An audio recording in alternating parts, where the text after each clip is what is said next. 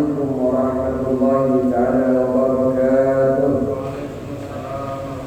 بسم الله الرحمن الرحيم. الحمد لله رب العالمين والصلاة والسلام على أشرف الأنبياء والمرسلين سيدنا وحبيبنا وشفيعنا مولانا محمد وعلى آله وصحبه أجمعين. ربنا لا علم لنا إلا ما علمتنا إنك أنت العليم الحكيم.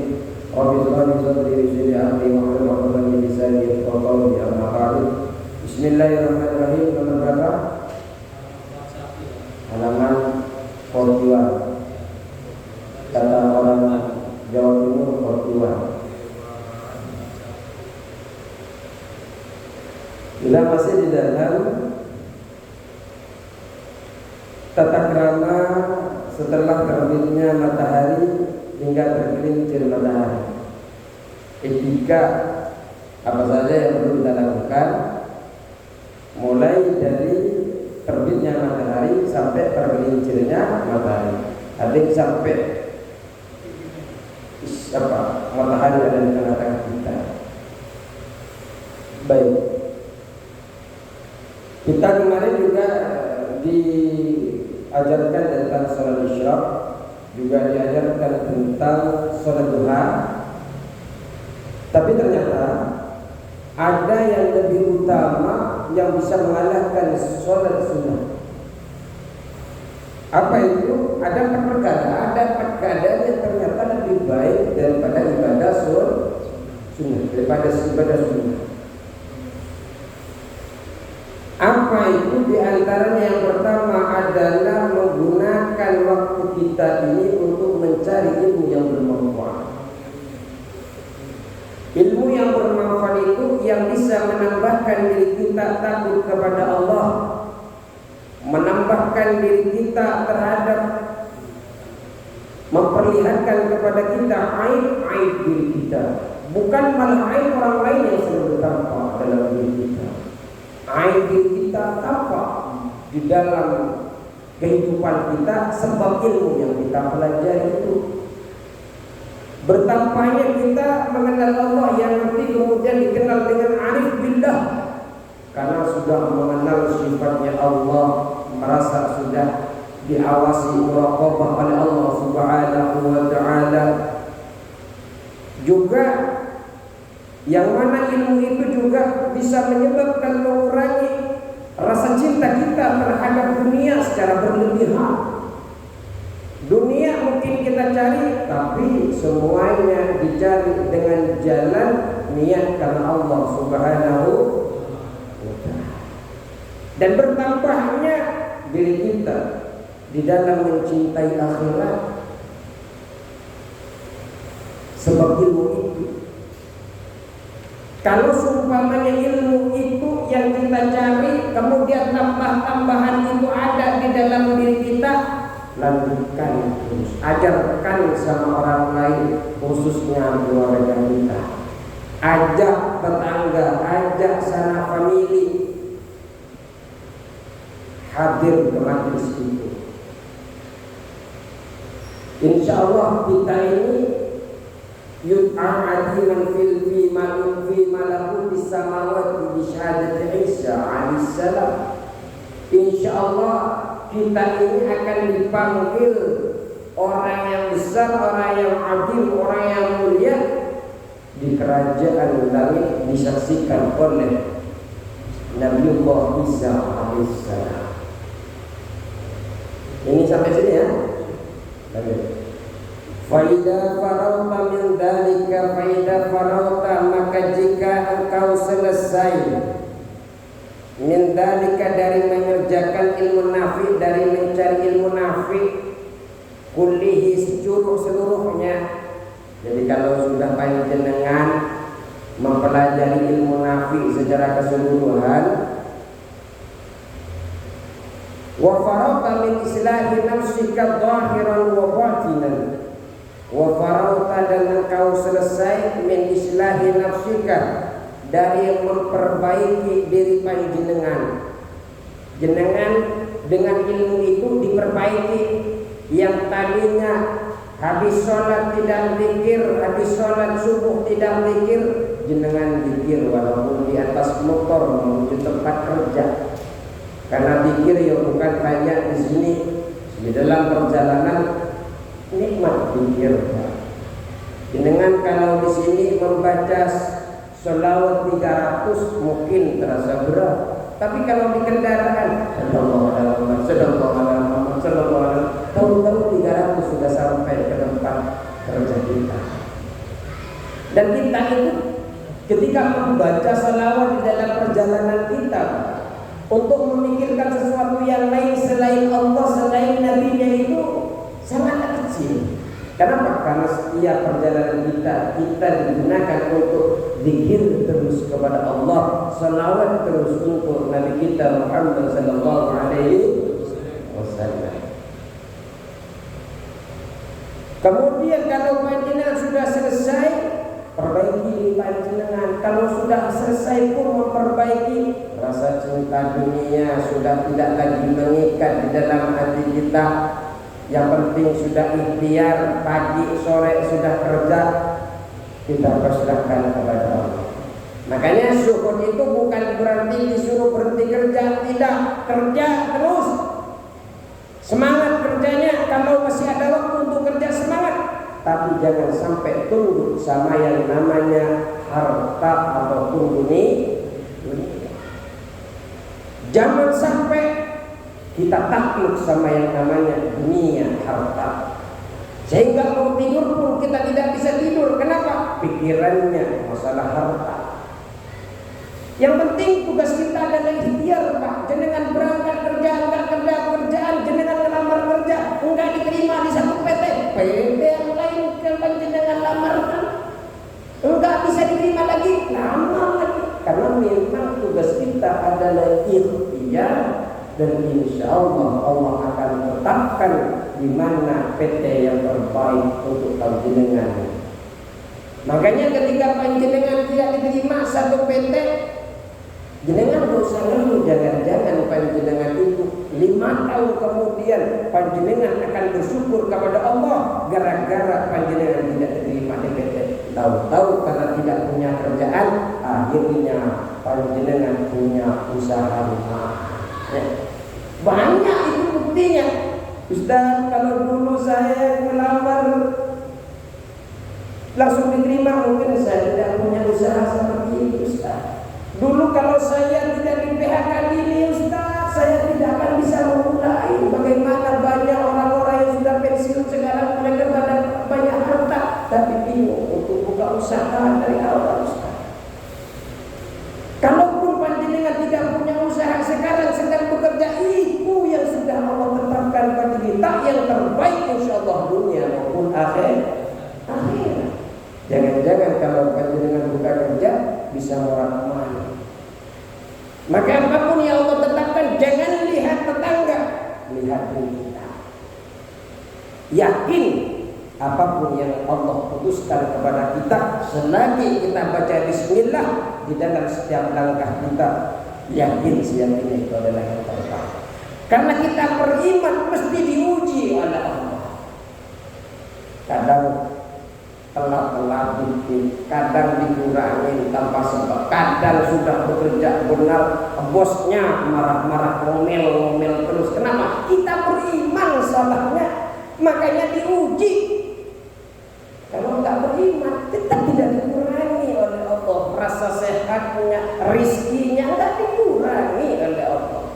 Itu kelebihannya luar biasanya Allah kita, Tuhan kita, Pak. Walaupun mereka bermaksiat kepada Allah, Allah nggak kurangin rezeki mereka. Allah pun tidak buat mereka sakit. Sami mawon dengan kita. Makanya siapapun yang semangat bekerja, tetap Allah berikan setiap langkahnya kebaikan, walaupun tidak berbentuk harta. Makanya yang dilihat adalah Allah ikhtiar kita. Makanya memang di dalam kitab Nasrul Ibad, pengen kekayaan itu tidak bisa dicapai hanya dengan angan-angan. Oh enak ya bisa beli Alphard, seumpama saya punya Alphard tapi tidak pernah kerja, nggak bisa. Makanya ikhtiar seperti apapun pekerjaan sekarang yang Allah titipkan kepada kita, besar ataupun kecil, selagi kita dalam ketaatan kepada Allah, insya Allah berkah. Insya Allah berkah. Bagaimana berkah? Siyadatul khair. Sedikit itu bisa bertambah dengan kebanyaknya kebaikan. Itu berkah. Mungkin kita kalau dibandingkan dengan sanak famili yang lain, kok uah banget, kok saya yang tidak uah dikit. Kita ini Pak mungkin di sini tidak kaya, jangan-jangan mereka iri kepada kita setelah kita di akhirat. Makanya jangan pernah kecil hati. Teruslah kita berada di jalan Allah. Teruslah taklim biar hidayah selalu sampai kepada kita. Sebagaimana awal-awal kita belajar tentang hidayah, bahwa ilmu adalah samratul, sama bahwa hidayah itu adalah samratul ilmu, bahwa hidayah adalah buah daripada ilmu. Itu yang sering saya sampaikan, pentingnya kita taklim. Jangan lihat kok sedikit yang taklim, kok di sana yang lebih banyak. Yang penting taklimnya bisa membawa kepada kita rasa takut kepada Allah, bisa membawa kita lebih dekat dengan Allah, dan tidak mengajak kepada kebencian kepada siapapun. Terus memperbaiki itu dhahiran wa batinan, secara dhahir ataupun secara batin. Luar dalam syariat, wuduknya diperbaiki, sholatnya diperbaiki, khusyuknya diperbaiki, riyanya diperbaiki, tomaknya, serakahnya diperbaiki, hati yang selalu dendam diperbaiki. Terus berat Ustaz, berat. Tapi setiap langkah perbaikan itu mesti Allah catat wasilah daripada para malaikat yang ada di sebelah kanan dan kiri kita.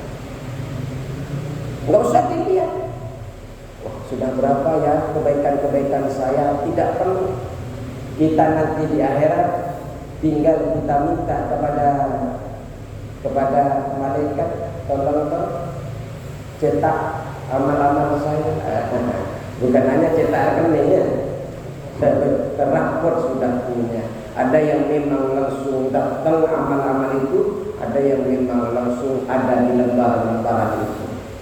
Terus wa fadula syai'un min awqatika, wa fadullah, dan tersisa syai'un, sesuatu, min awqatika, dari waktumu. Jadi kalau seumpamanya dari waktu kita ini sudah masih ada sisa, setelah kita belajar ilmu yang memperbaiki dhahiran wa batinan, yang bisa memberikan tambahan rasa takut kepada Allah, bisa kita menjauhi dari suatu cinta kepada dunia berlebihan, ternyata itu sudah selesai. Masih ada waktu selain kita zikir, ternyata masih tersisa waktunya. Fala ba'sa, maka tidak apa-apa, antastaghila bi ilmil madhhabi fil fikih, untuk mempelajari ilmu madhab di dalam kajian fikih.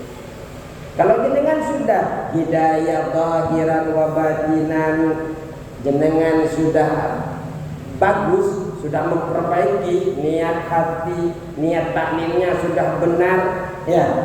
Niat taklimnya pergi taklim kepada siapapun, jenengan boleh kemanapun. Niatnya mesti benar, sudah ada kompasnya, tutorialnya di dalam kitab Hidayah yang kita kaji. Silahkan cari kemana-mana.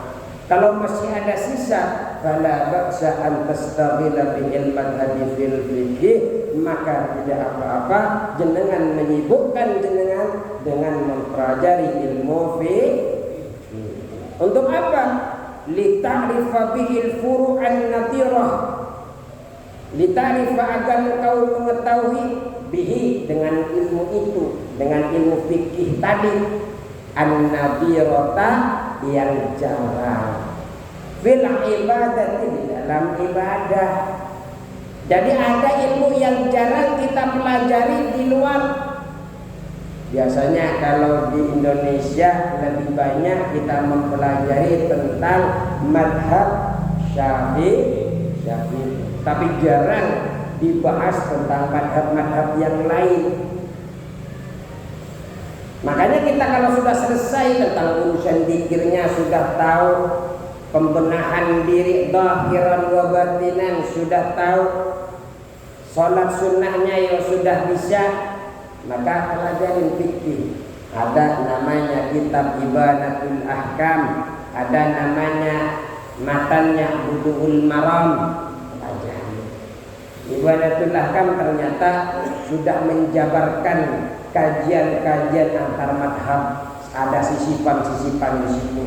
Kita tidak tahu hanya tentang masalah Imam Syafi'i saja. Kalau Imam Syafi'i makan apapun, mau makan kambing ataupun unta, tidak perlu kita ambil wudu. Ternyata ada di dalam Imam Ahmad, makan unta harus wudu.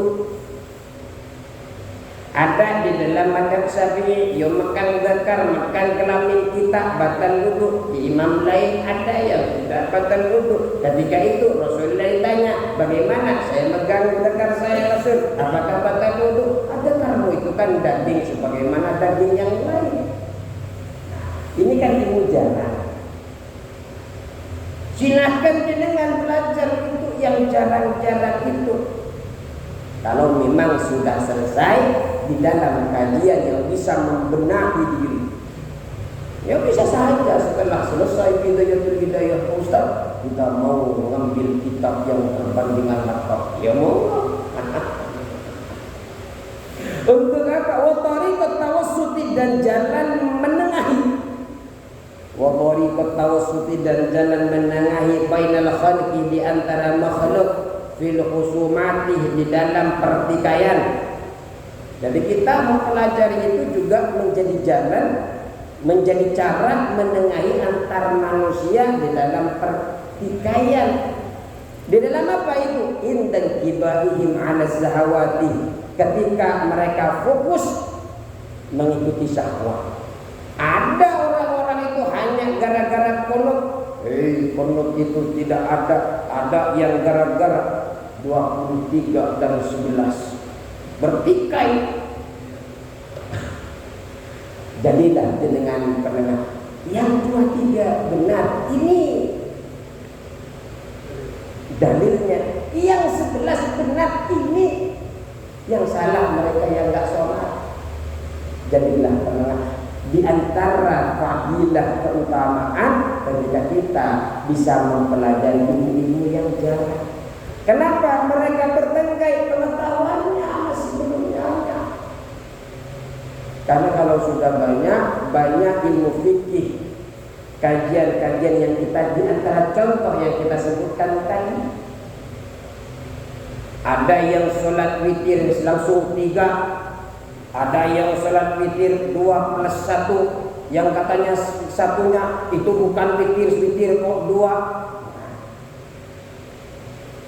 Ada yang bilang, oh enggak, di dalam hati juga ada masna +1. Seumpamanya, tinggal kajian itu diberikan kepada umat. Tinggal bagaimana yang nyaman saja dalam ibadah. Yang penting imamnya yang diikutin. Jangan gara-gara yang makmumnya pengen 2, imamnya pengen 3, akhirnya mufaraqah di tengah-tengah. Enggak suka saya sama imamnya. Kenapa? Karena 3. Yang satunya karena 2+1. Jangan begitu kawan. Ilmu itu bagaimana menambahkan kita rasa cinta kita kepada Allah dan bisa menumbuhkan ukhuwah Islamiyah, bukan malah memperpecah sebab pengetahuan yang berbeda-beda. Kecuali dia sudah tidak sama sholatnya, kecuali Qur'annya sudah tidak sama, kecuali syahadatnya tidak sama, wah itu mesti kita berbeda. Kalau masih asyhadu an la ilaha illallah wa asyhadu anna Muhammadar Rasulullah, tak perlu ada dendam di antara kita. Terus fadzalika madhabun, maka adapun ilmu madhab aidan juga ba'dal faraghi, ba'dal farawi, setelah selesai min hadhil muhimmati, di dalam hal-hal penting ini. Jadi ilmu madhab itu perlu dipelajari Pak, kalau memang hal-hal penting kita itu sudah memang betul tahu rukun syaratnya wudu, kewajiban wudu yang perlu dibasuh, yang mana yang sunnah, yang mana yang fardu, yang wajib, harus bisa membedakan mana yang sholat, yang fardu. Nggak bisa jenengan yang sunnah dikatakan fardu, yang fardu dikatakan sunnah, bisa tidak sah. Kalau furu' cabang-cabang, artinya yang kita boleh setelah selesai semua yang wajib-wajib, maka kita dianjurkan untuk mempelajari yang cabang-cabang, yang furu'-furu'. Seperti kalau furu' cabang-cabang, makanya yang sering menjadi perdebatan itu bukan yang ketiba, bukan yang sudah memang nas Al-Quran seperti sholat, bukan yang memang kopi hadis. Kalian berputar konot ya, yang fard, yang furu', yang cabang-cabang. Makanya sebenarnya cabang itu ada dua Pak. Ahaduhuma ma yata'allaqu bi masalihid dunya. Satu, cabang yang memberikan, yang berkaitan dengan kemaslahatan dunia. Itu sudah wa yahwi kutubul fikih, merangkum di dalamnya kitab-kitab fikih sudah. Tentang muamalah, muamalah kan urusan transaksi di dunia. Perlu kita pelajari. Dulu kita ada belajar anak kecil yang masih belum bisa tamyiz, ya tidak asal transaksinya.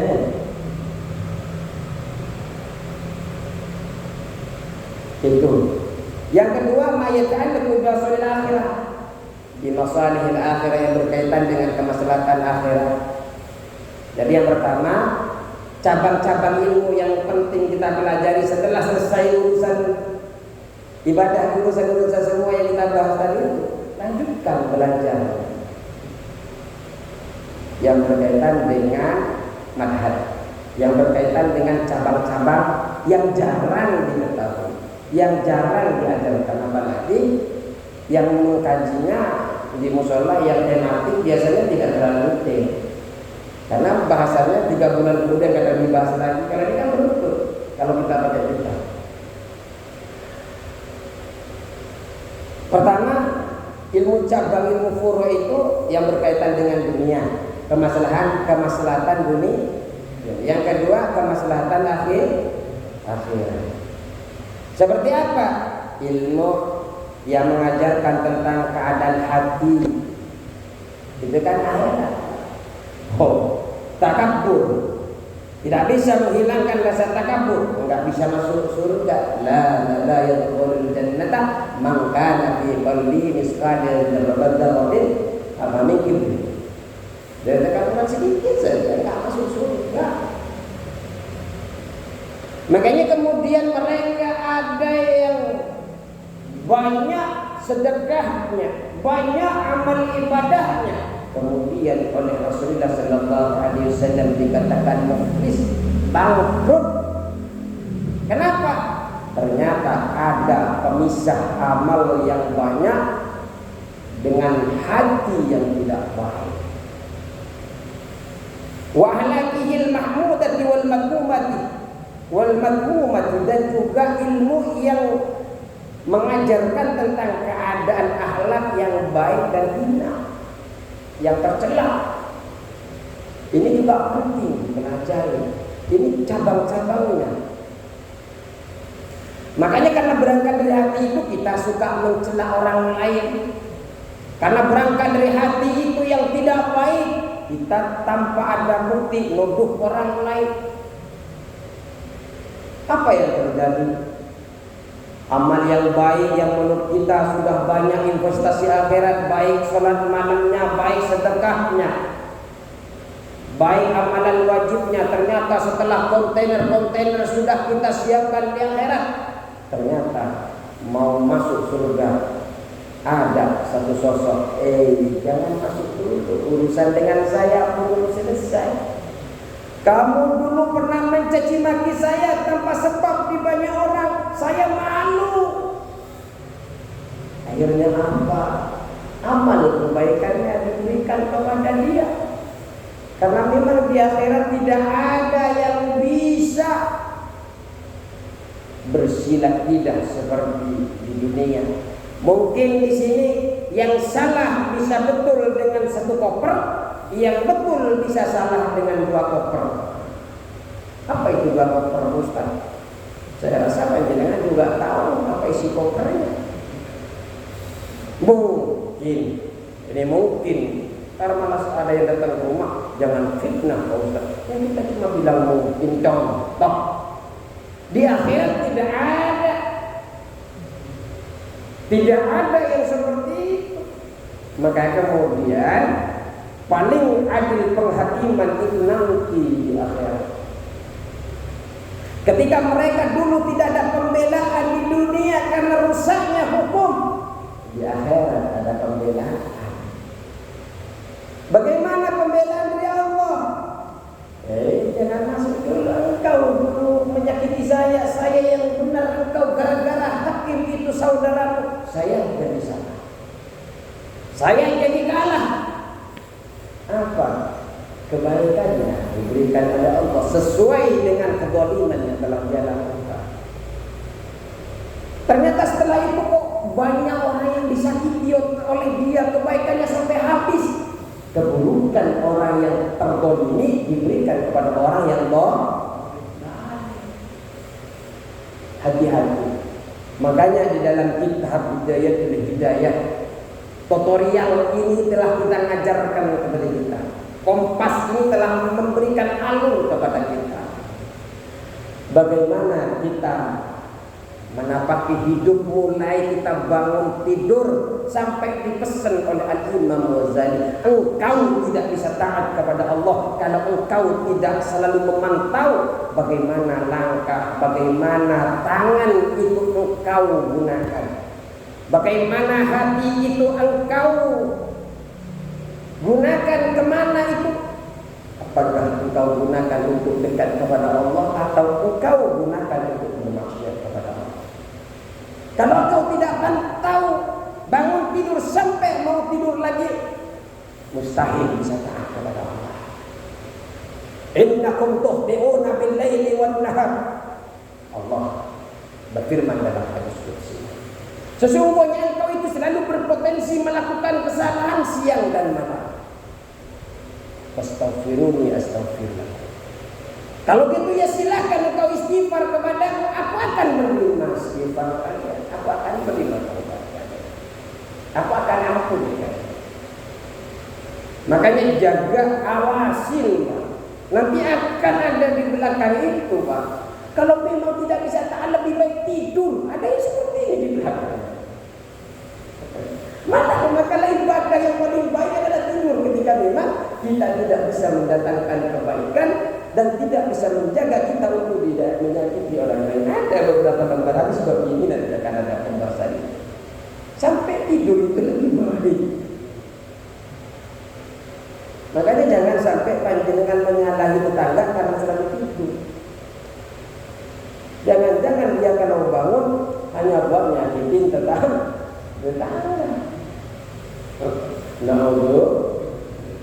Makanya orang yang bermaksiat Pak, meninggalnya orang bermaksiat itu tetap lebih baik kepada dia. Kenapa? Kalau tidak meninggal maka akan terus maksiat itu akan terjadi. Lanjut. Dan perkara hal penting ini min jumlah di furudil kifayati, termasuk dari jumlah fardu-fardu kifayah. Maka yang mengetahui ilmu madhab itu ternyata fardu kifayah. Memang satu kampung harus tahu perbandingan madhab. Kenapa? Ya fardu kifayah. Ini kan fardunya apa? Iya perwakilan. Iya, tadi itu kalau biasanya kita bersama-sama apa namanya? Kompratil. Kenapa lupa?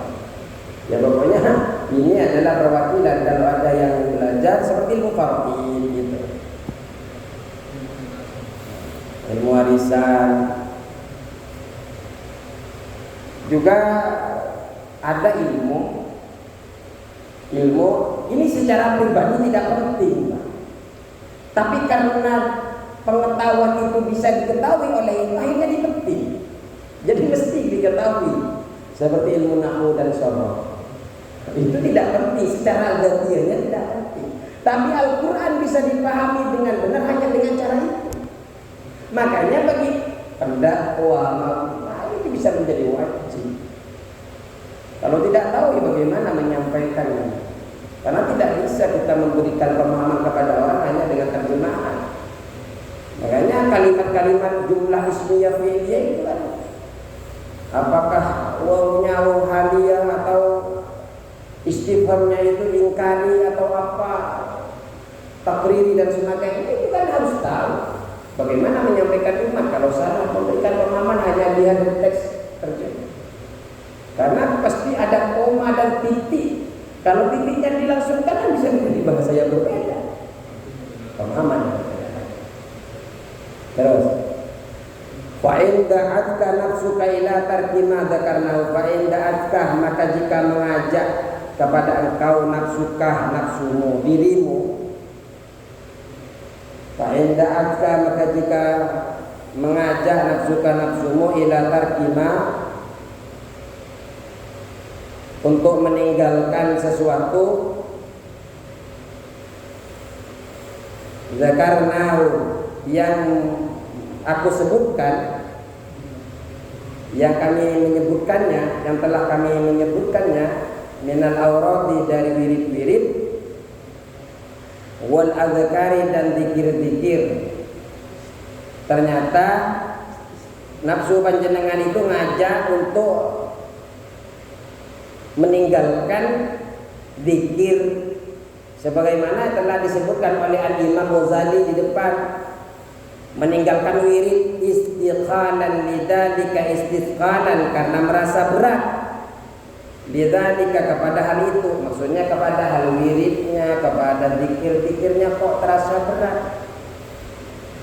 Kalau terasa berat Pak, dengan mau zikir, kata Imam Ghazali, kalau nafsu jenengan nyuruh ninggalin zikir, nyuruh ninggalin wirid, fa'lam, kata Imam Ghazali, fa'lam, maka ketahuilah engkau, anna syaitan la'ina, sesungguhnya syaitan yang terkutuk, qad dassa fi qalbika ad-da'a ad-dafina, qad sungguh dassa menyelipkan fi qalbika, di dalam hatimu, ad-da'ah penyakit, ad-dafina terpendam.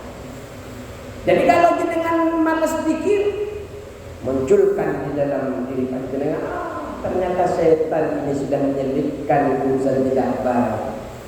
Apalagi kita ingat, wa idza qamu ila sholati qamu kusala. Kalau Al-Quran mensifati orang munafik,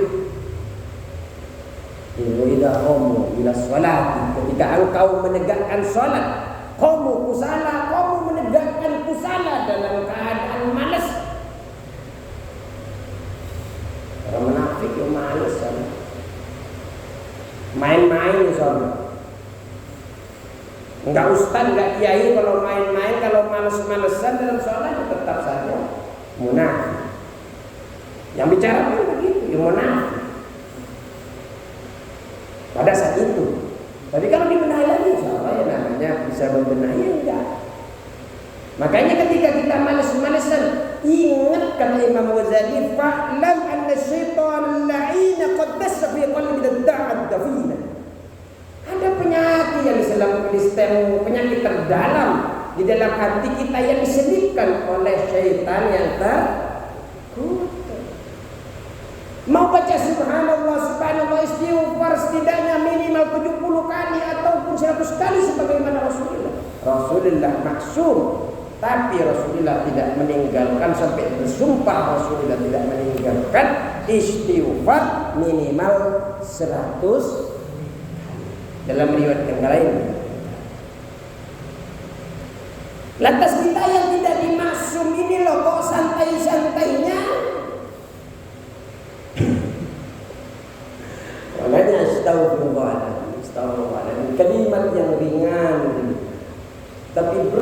Kenapa? Syaitan menyelipkan dalam hati kita penyakit terpendam. Wah, adapun penyakit itu, penyakit terpendam itu, nah ini yang menyebabkan penyakitnya ini, hubbul mali, cinta harta, wal jahi, dan kedudukan. Kalau masih urusan harta terus jangan kejar. Harta boleh dikejar, Pak, tapi panjenengan kalau diniatkan untuk cari nafkah, ya Allah, saya bisa kalau kaya, saya bisa memberikan manfaat kepada orang lain, ya Allah. Keren. Terus wal jahi, dan kedudukan. Nggak bisa tidur, Pak, kalau urusan kedudukan. Mau calon DPR, mau calon bupati, mau calon kepala desa, nggak bisa tidur, Pak. Kalau dia melulu hanya kedudukannya yang dicari.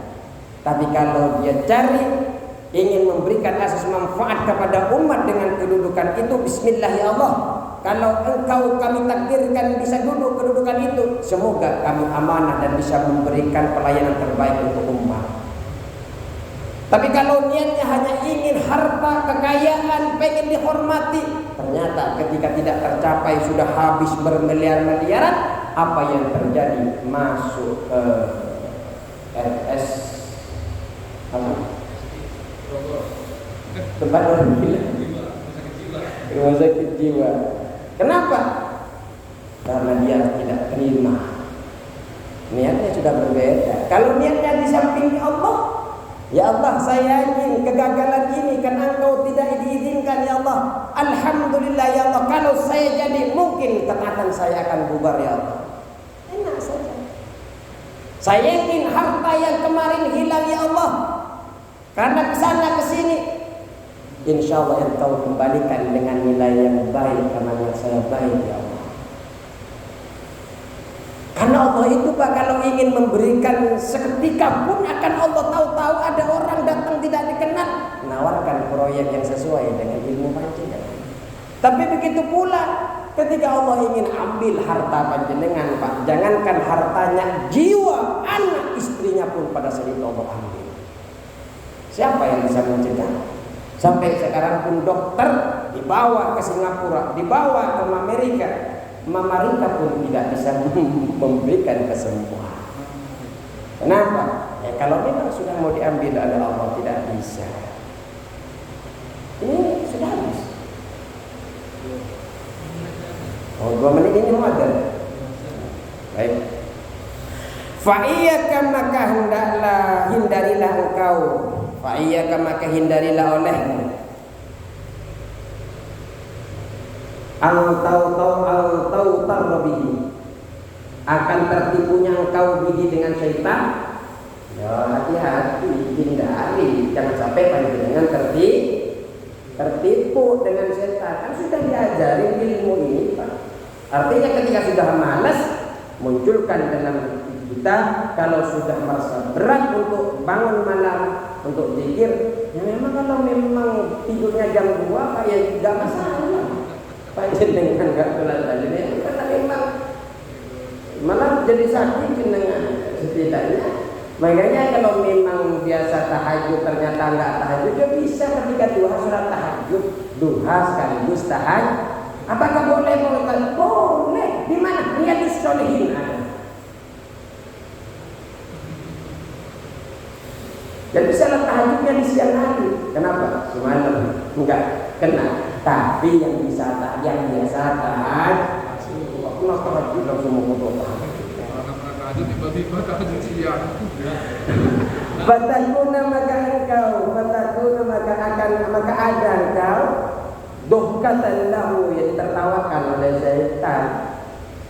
Duhkatan yaitu tertawa, lahu bagi syaitan. Engkau akan menjadi bahan tertawaan syaitan. Kena kau tertipu oleh siasatku. Engkau mungkin merasa sholatnya paling banyak, tapi ternyata kesombongan engkau muncul dalam hati. Engkau mungkin sedekahnya paling banyak, tapi ternyata engkau terhalang nanti di akhirat sebab sombong takabur. kabulmu yang tidak bisa engkau jaga. Setan menjadikan penyakit. Terus fayuhlikuka wa yasaru minka, fayuhlikuka akan membinasakan, setan akan membinasakanmu, wa yasaru minka dan mengejek. Setan akan mengejek minka darimu. Setan bukan hanya tertawa sampai ngejek, ini kalah sama saya, kasihan. Nah ini seperti ini contoh, nggak ada dalam kitabnya. Nah ini iya, namanya ngejek kan begitu kan. Rasain loh kan. Terus fa'in jarabta maka jika engkau mencoba nafsaka kepada dirimu muddatan satu kali waktu saja bil awrati di dalam wirid.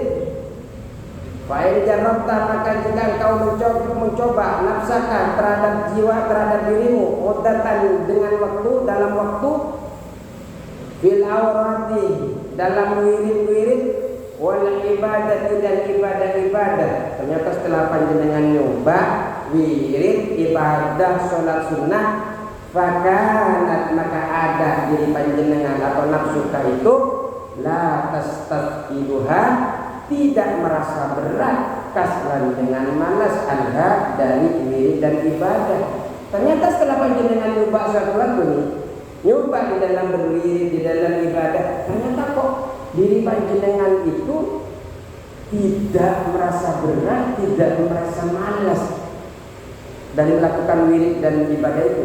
Lakin akan tetapi dohar tampak raubatuka keinginanmu fi tahsilil ilmi nafi di dalam mencari ilmu yang bermanfaat. Malah yang tampak itu pengen cari ilmu kemana-mana. Kalau nggak ngaji ke sini malam minggu kok kerasa berat gitu loh. Ini muncul rasa tidak nyaman. Ya Allah, saya kerja kepikiran ngaji. Ya ini sedikit karena baru mulai. Walaupun mulai kemarin memang sedikit dari ini.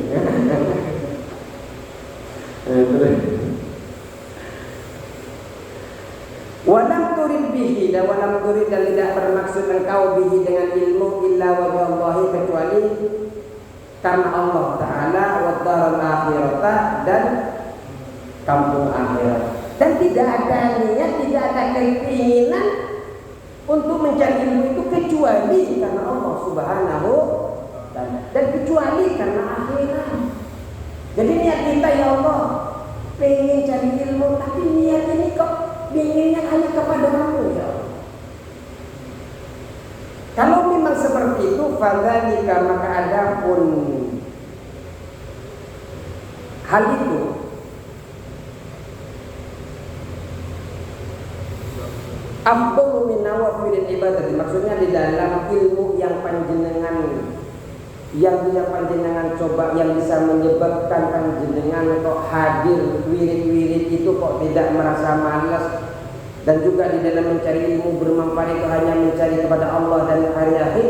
Ini afdalu, yaitu lebih utama min nawafilil ibadati, dari ibadah-ibadah yang baik itu lebih baik daripada sunnah kalau memang itu tujuannya.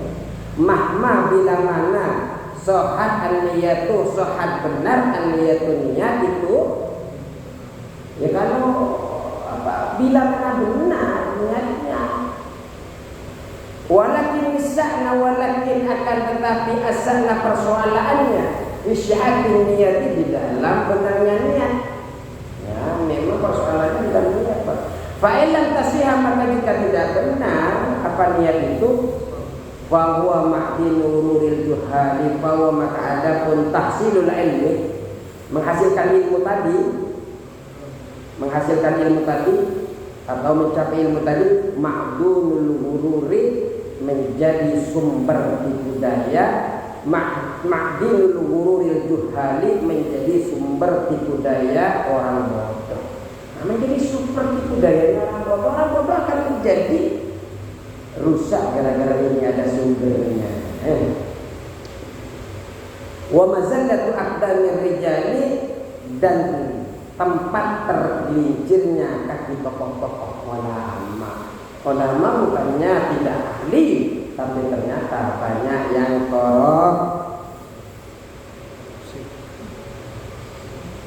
ulama bukannya tidak alim, tapi ulama banyak yang bermaksiat yang kemudian dia tergelincir karena mengikuti hawa nafsu dan syaitan. Makanya kemudian dia disebut dengan ulama. Ini selesai dah. Keadaan yang pertama sudah selesai, yang lebih baik daripada sholat atau ibadah-ibadah sunnah. Bagaimana keadaan yang kedua? Insya Allah akan ketemu minggu depan. Al-halatus tsaniyah. Insya Allah akan berjumpa di minggu depan. Semoga panjenengan kita semua sehat walafiat, kita bisa taklim bersama, dan insya Allah ini benar berkah karena ini adalah wasilah untuk kita mendapatkan hidayah daripada Allah Subhanahu wa taala dan memperbaiki amal-amal saleh kita. Allahumma fi ila aqwamit thariq. Assalamualaikum warahmatullahi wabarakatuh.